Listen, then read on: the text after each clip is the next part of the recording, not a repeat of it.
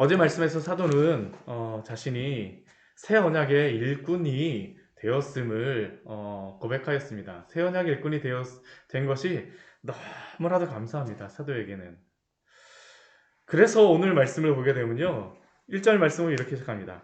그러므로 우리가 이 직분을 받아 새 언약의 직분을 받은 사람으로서 긍휼하심을 받은 대로 낙심하지 아니한다라고 고백하고 있습니다. 하나님의 그 긍휼하심과 은혜를 따라서 또한 새 언약의 일꾼으로 수고할 때 때로는 환난도 있고요. 비방도 있고요. 때로는 오해 속에서 힘들기도 합니다. 그러나 사도는 뭐라고 고백합니까? 낙심하지 아니하고 하나님이 주신 그 새 언약의 사역과 직분이 너무나도 소중함을 알기 때문에 그 소망을 잃지 않습니다. 그렇지 않습니까? 우리가 하나님이 우리를 인정해 주신다는 것을 알게 되면요.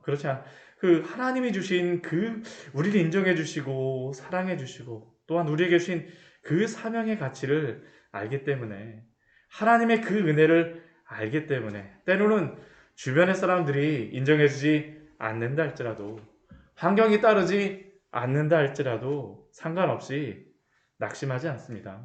사람 보지 않아요. 사람 의지하지 않습니다. 왜냐하면 그것이 하나님이 주신 사명이라는 것을 알기 때문이죠. 사람에 의지하지 않는 것이죠. 긍휼하심을 입은 대로 낙심하지 아니하고 그래서 사도는 새 언약의 일꾼으로서 숨은 부끄러움의 일을 버리고 속임을 행하지 아니하며 또 하나님의 말씀을 혼잡하게 하지 아니하고 이미 앞에서도 한번 저희가 이 말씀에 대해 이러한 말씀을 보았었습니다. 하나님의 그러한 사역을 할 때에 새 언약의 일꾼으로서 속이지 않습니다. 부끄러워하지 않아요. 오직 무엇에만 집중합니까? 오직 진리를 나타내므로 사도는 새 언약의 일꾼이기 때문에 다른 것에 집중하는 것이 아니라 자신을 드러내는 것이 아닙니다. 오직 진리를 나타내므로. 그런데 우리가 고린도후서 말씀해 보게 되면요. 지금 사도를 비방하는 그러한 사람들이 이 거짓 선생, 거짓 사도에 대해 거짓 사도를 인하여서 이렇게 영향을 받고 있는 겁니다. 그런데 그렇게 행하는 그러한 거짓 선생과 사도들의 특징이 무엇이라는 겁니까? 숨은 부끄러움에 일을 한다는 것이죠. 앞뒤가 틀리고 또 사람을 속입니다. 속여요. 왜 그렇게 행하겠습니까? 내가 누구인가를 드러내기 위하였습니다. 거짓 선생들의 거짓 사도들의 특징은 하나님의 어떠하심을 드러내는 것이 아니라 내가 누구인가를 드러내는 겁니다. 사람들 앞에서 인정을 받기 위해서 인기를 얻기 위해서 하나님이 세우신 그것이 아니라 자신을 드러내는 것을 나타낸다는 것이죠. 그러나 새 언약의 일꾼은 어떻습니까? 그리스도의 복음을 나타내는 일에만 충실한다는 것이죠. 충실합니다. 제가 이러한 말씀을 참 은혜가 되었던 게 이스라엘에서 교회를 개척하기 위해서 1년 동안 제가 공부했다고 하지만 사실 공부보다는요. 제가 거기 가서 깨닫고 오고 하나님이 주셨던 것은 무엇이냐 하면 어떻게 교회를 설립 예배를 드렸지만 어떠한 교회를 이루고 어떤 목회자가 되겠느냐라는 그 질문에 대해서 항상 이게 결국에는 제일 중요한 그런 질문이더라고요. 어떠한 목회자가 어떠한 교회를 이뤄가는 것이 하나님이 기뻐하시는 것이냐. 어떤 분은 저에게 최 목사 개척을 하려고 그러면 이게 주특기가 하나가 있어야 돼. 다른 교회하고 무엇인가 틀린 무엇인가를 준비를 해야지 돼. 그래갖고 저한테 이스라엘 가니까 공부 열심히 해갖고 거기서 이렇게 성경질이라던가 많은 것들 또 히브리어 공부해갖고 많이 배웠습니다. 많이 그것들에 대해서 도움을 받았습니다. 그런데 제가 깨닫게 되어진 것은 무엇이었냐면 이스라엘 가고 제가 무엇을 다르게 하는 것이 중요한 게 아니다라는 것이었습니다. 오늘 이 말씀이죠. 다른 것을 드러내는 것이 아니라 결국 하나님께서 목사를 세우시고 교회를 세우시는 그 목적이 무엇이겠습니까? 오직 진리를 나타내는 것이죠.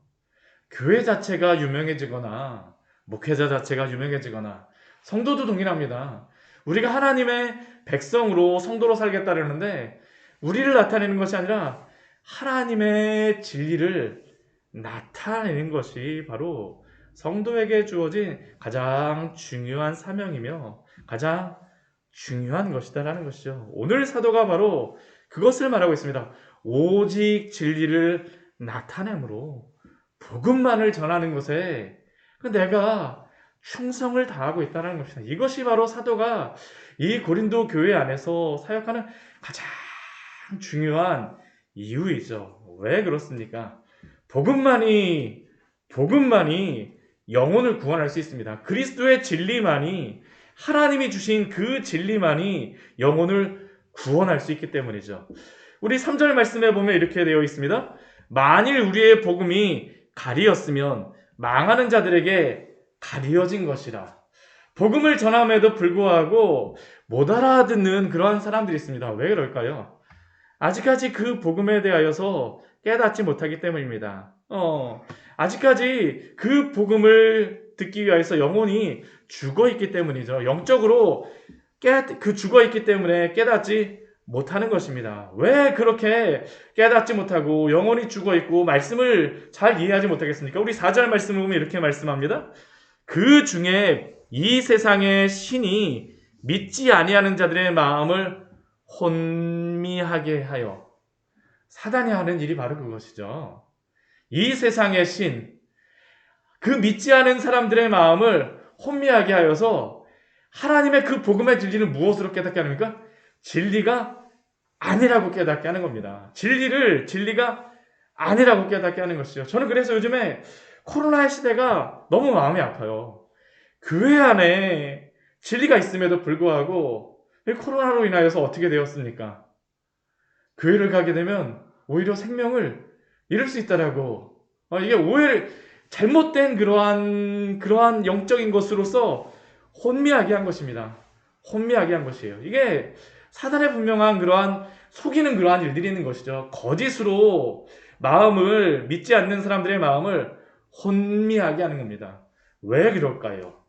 우리 4절, 우리 중간 그 말씀 이후의 말씀에 보면 이렇게 말씀하고 있습니다. 같이 한번 읽어보겠습니다. 그리스도의 영광의 복음의 광채가 비치지 못하게 함이니 그리스도는 하나님의 형상이니라. 왜냐하면 복음을 통하여서 무엇이 드러나겠습니까?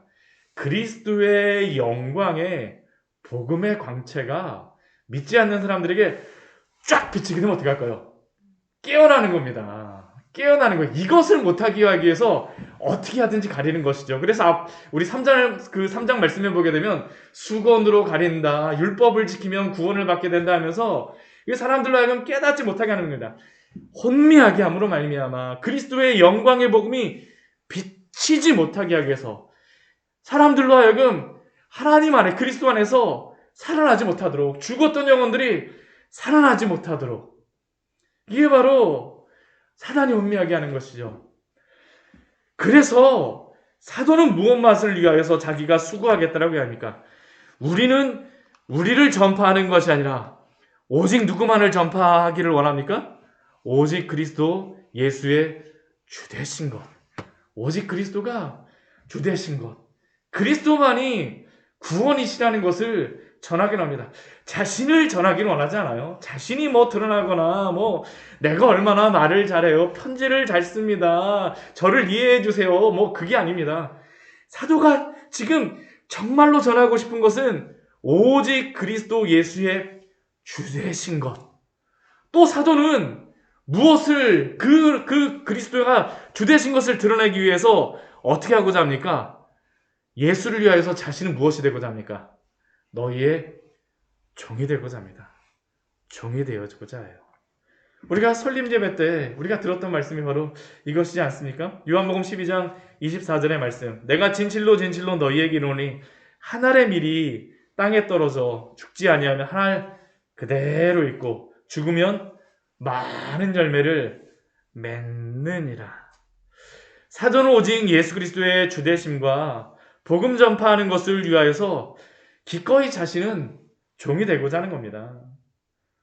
그리고 예수 그리스도의 복음은 자신이 하나의 밀로 땅에 떨어서 죽음으로 말미암아 종이 됨으로 말미암아 열매가 맺혀진다면 너무나도 즐거워하는 것이죠. 이게 새 언약의 일꾼의 그러한 마음임을 사도가 말씀하고 있는 겁니다. 말씀하고 있어요. 왜요? 우리 이 그리스도의 복음이 무엇하고 똑같냐면요.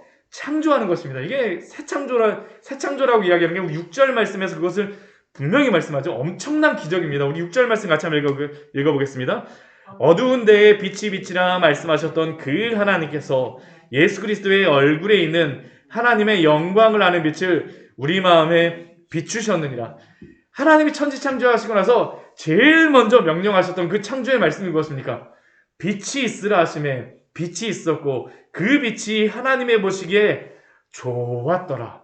그 어두운 그 무질서 속에 하나님이 빛이 있으라 말씀하세요. 그러니까 어떻게 됩니까? 창조가 시작됩니다. 우리가 이 세상의 기적을 볼 때, 이적을 볼 때 창조보다 더 큰 이적이 어떻겠습니까? 그렇지 않나요? 창조보다 하나님의 더 크심을 드러내는 것이 무엇이 있겠습니까? 어두운 데에 빛이 비치라 말씀하셨던 그 하나님. 근데 그 창조를 하나님께서 어떻게 하십니까?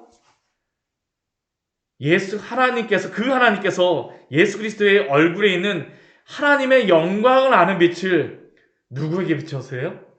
우리 마음에 비추십니다. 이 빛이 비추어지게 되면 어떻게 할까요? 살아나는 거죠. 죽었던 영혼이 살아나는 겁니다. 이 일의 사도는 자신의 모든 것, 이게 가장 소중한 겁니다. 우리 주 예수 그리스도의 주되신 것. 이 일을 위해서 자신은 종이 되기를 기꺼이 소원하죠. 기뻐하는 것이죠. 하나님의 놀라운 일이기 때문입니다. 이것만이 영혼을 살릴 수 있기 때문입니다. 그래서 우리가 우리가 구원받지 않았습니까? 그럼 우리가 스스로에 대해서 이렇게 생각합니다. 내가 엄청난 기적의 사람이구나. 정말 우리 오늘 송영선님들 나오시고 장사님 나오시고 권사님들 나오시고 사모님들 나왔지만 우리 앞뒤로 나오시면서 대단한 기적을 경험하셨네요. 기적의 분이십니다. 우리 한번 보시고서 한번 이렇게 한번 말씀해 주세요. 기적의 그러한 분들입니다. 우리가 바로 기적입니다. 하나님의 놀라운 기적이죠. 이게 바로 하나님이 베푸신 가장 중요한 것이라는 것이에요. 이것보다 더 큰 기적이 없습니다. 제가 저를 생각할 때도 저는 이게 정말 내가 어떻게 이렇게 됐지? 전 이게 항상 저에게 내가 어떻게 이 자리에 설 수 있을까? 내가 어떻게 이 자리에 설 수 있을까? 사도 바울의 새 언약의 일꾼이 되어졌다는 것은 바로 이것입니다. 이 직분을 받았기 때문에 낙심하지 아니하고 자신을 드러내지 않아요. 속일 필요도 없습니다. 나를 못하기 위해서 옷 더 잘 입는다고, 머리 더 잘한다고, 제가 머리가 더 많이 나고, 그런다 해갖고, 복음이 더 잘 전해지겠습니까? 물론 깔끔하게 보이면 좋죠. 그러나, 본질적인 것은 무엇입니까? 오직 진리를 나타냄으로 말미암아 그리스도가 드러나는 것입니다. 하나님의 영광을 아는 빛이 세상의 비춤으로 말미암아 하나님이 역사하는 것이죠. 이것이 바로 사도 바울이 지금 소망하는 것입니다. 근데 이 놀라운 진리, 새 언약이 어디 안에 있습니까? 우리 7절 말씀에 보면 이게 참 감사한 것이죠. 우리 7절 말씀 같이 읽겠습니다. 우리가 이 보배를 질그릇에 가졌으니 이는 심히 큰 능력은 하나님께 있고 우리에게 있지 아니함을 알게 하려 함이라. 이 놀라운 진리가 누구 안에 담겨졌다는 겁니까? 질그릇과 같은 우리의 마음에 담겨졌다는 것이죠. 질그릇과 같은 우리의 마음에 담겨졌다는 것입니다. 우리가 우리 스스로를 보게 되면 얼마나 부끄럽습니까? 진짜 우리의 육체가 연약해지거나 아니면 우리의 마음이 연약해질 때 때로는 우리의 마음이 왔다 갔다 할 때도 있죠. 때로는 고난 속에 굉장히 짓눌릴 때도 있습니다. 우리가 연약함을 날마다 봅니다. 근데 귀한 것이 무엇입니까? 이렇게 질그릇과 같은 깨어지기 쉬운 우리임에도 불구하고 이 보배죠, 보배. 그리스도의 이 진리, 복음의 진리를 우리 안에 주신 것입니다. 그러니까 이것을 보게 되면 어떻게 하냐면 심히 큰 능력은 누구에게만 있습니까? 하나님께만 있죠. 우리에게 있지 않아요. 우리에게 있지 아니함을 알게 하려 함이라. 복음에 집중하면 집중할수록요. 그래서 사람이 드러나지 않습니다. 교회에 문제가 없어지는 일은 다른 게 아닙니다. 이 보배가 나에게 있는 것을 깨닫고 있느냐. 그리고 여러 가지 환란 속에서도 힘들지 않아요. 우리 8절 9절 말씀에 이렇게 말씀하죠. 우리가 사방에 우겨쌈을 당하여도, 답답한 일을 당하여도, 박해를 받아도, 거꾸러짐을 당하여도 어떻습니까? 아무리 쌓여도 쌓이지 아니하고요. 아무리 답답하여도 낙심하지 않고요. 아무리 박해를 받아도 버림받지 않는 것을 압니다. 거꾸러짐을 당하도 어떻게 합니까? 일어납니다. 망하지 않습니다. 왜요? 이 보배가 너무나도 소중하기 때문이죠. 소중하다라는 겁니다. 사도 바울은 사실은 지금 이렇게 복음을 전하고 있지만요. 하나님이 자신에게 주신 그 진리가 무엇인가를 체험적으로 깨닫고 있는 겁니다. 그래서 제가 이 복음을 통하여서 제가 깨닫게 되어진 거, 하나님이 저한테 알려주셨던 거, 저는 이게 신학이라고 하는 것이, 교리라고 하는 것이 그냥 이게 뭐 교리인지 지식인 줄 알았어요. 근데 이게 아니더라고요. 체험적일 수밖에 없습니다. 하나님이 우리를 변화시켜 주신 것이 아닙니까? 사도 바울이 지금 이것을 고백하고 있는 것입니다. 하나님이 하신 그 일을 고백하고 있는 것이죠. 그렇게 살아가고 있습니다. 그래서 사도는 어떻게 합니까? 우리 10절과 11절 말씀에 보면 자신은 예수의 죽음을 몸에 짊어졌다라고 말합니다. 예수 그리스도가 그 죽으심을 통하여서 자신은 무엇이 되기를 원합니까? 그 보배로운 진리가 그 예수 그리스도의 그 죽으심과 함께 자신은 죽어질 때 예수의 생명이 나타나기를 원하고요. 또한 우리 살아있는 자가 항상 예수를 위하여 죽음에 넘겨지는 그 복음을 위하여서 때로는 고난을 당할 때도 있습니다. 근데 목적이 무엇입니까? 예수의 생명이 또한 우리 죽을 육체에 나타나게 되기를 소원합니다. 그래서 무엇을 목적으로 합니까? 그런즉 사망은 우리 안에서 역사하고 생명은 너희 안에서 역사하느니라. 비록 지금 사도 바울은 고린도 교회에 복음을 전하면서 고린도 교회에 복음을 전했기 때문에 고난도 당하고 있고요. 박해도 당하고 있고 오해도 받고 있습니다. 사망과 같은 그러한 일들을 당하고 있습니다. 사망은 지금 사도 바울 안에서 역사하고 있습니다. 근데 사도 바울은 무엇이 되어지기를 소원합니까? 생명이 그럼에도 불구하고 고린도 교회 안에서 넘친다라면, 역사한다라면 너무나도 감사하죠. 이게 고백입니다. 이게 고백이죠. 놀라운 고백이죠. 이게 바로 기쁨입니다. 참된 사도 바울의 사도의 기쁨이죠. 기쁨입니다. 그리고 13절 말씀을 보게 되면 내가 믿었다 말하였다 한 것 같이 우리가 같은 믿음의 마음을 가졌으니 우리도 믿었으므로 또한 말하노라. 이 말씀은 시편 116편의 10절의 말씀을 인용하고 있는 것입니다. 근데 이게 시편 116편 10절 말씀이 이렇게 기록이 되어 있습니다. 내가 크게 고통을 당하였다 말할 때에도 나는 믿었노라. 이게 조금 약간 70인역으로 된 거를 사도 바울이 좀 인용을 하다 보니까 약간 틀리게 좀 보이는 것 같지만 이게 내용은 동일합니다. 그 내용은 무엇이냐면 내가 크게 고통을 당하였다 할지라도 그 시편의 기자가 그 고통 속에서도 믿었다라는 것을 사도 바울이 보고 있는 것이죠. 내가 비록 고통을 당한다 할지라도 믿음이 있음을 고백하는 것입니다. 무엇 때문에요? 이 진리를 가졌다라는 것 때문입니다. 믿음을 가졌다라는 것 때문입니다. 믿음을 가졌기 때문이죠. 그 믿음은 무엇입니까? 그냥 사도 바울이 내가 가진 믿음이 내가 이렇게 하겠다라는 그게 아닙니다. 우리 본질적인 그러한 사도 바울의 그 핵심적인 마음이 하나님께서 주신 마음이 있는데요. 부활에 대한 소망입니다. 부활에 대한 소망이요. 우리 14절 같이 한번 읽어보겠습니다. 주 예수를 다시 살리시니가 예수와 함께 우리도 다시 살리사 너희와 함께 그 앞에 서게 하실 줄을 아노라. 비록 지금 이 세상에서는 때로는 고난도 당하고 환난도 당하지만 마지막 때는 어떻게 할까요? 예수 그리스도와 함께 우리를 다시 살리사 부활에 대한 소망이 있는 것이죠. 부활에 대한 소망이 있습니다. 영혼에 대한 소망이 있습니다.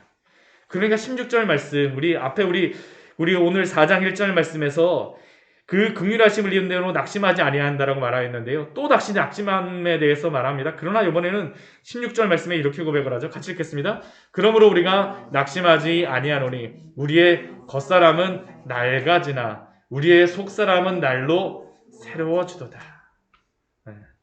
우리의 겉사람은 가지나. 지금 사도는 여러 가지 고난도 당하고 환난도 당하고 오해도 당하고 그러면서 마음은 참 여러 가지 겉사람이 낡아지는 그러한 겁니다. 아픔도 있어요. 그러나 사도 바울에게 그럼에도 불구하고 무엇을 알고 있습니까? 우리의 속사람은 날로 새로워지고 있구나. 하나님의 그 구원 안에서 내가 그 하나님의 영광을 알기 때문에 영혼에 대한 소망이 있기 때문에 그의 속사람은 날로 새로워지는 것입니다. 우리가 바로 이 믿음을 가지고 살아가야 되지 않겠습니까? 때로는 우리가 연약하여지고 우리의 그 건강이 때로는 이렇게 좀 나이가 들어가면서 아니면 뭐 우리의 생각대로 잘 되어지지 않는 것 같다 할지라도 그런 하나님께서 우리의 속사람을 날로 새로워지게 하시게 되면 낙심하지 않는 것이죠. 이 겉사람은 무엇이겠습니까? 이 세상에 있는 임시적인 것이고요. 속사람은 영혼을 사모하는 그러한 우리의 소망 영혼입니다. 17절과 18절 말씀, 우리 16절, 17절, 18절 말씀은 굉장히 중요한 거. 너무나도 우리가 많이 들었던 말씀 아닙니까? 같이 한번 17절, 18절 읽어보도록 하겠습니다. 우리가 잠시 받는 환난에 경한 것이 지극히 크고 영원한 영광에 중한 것을 우리에게 이루게 함이니 우리가 주목하는 것은 보이는 것이 아니요 보이지 않는 것이니 보이는 것은 잠깐이요 보이지 않는 것은 영원하니라. 우리는 이 세상을 살아가면서 겉사람에 얼마나 집중합니까? 이 겉사람이 영원한 것처럼 살아가요. 영원한 것을. 이것 잃어버리면 어떡하나. 이것 없어지면 어떡하나.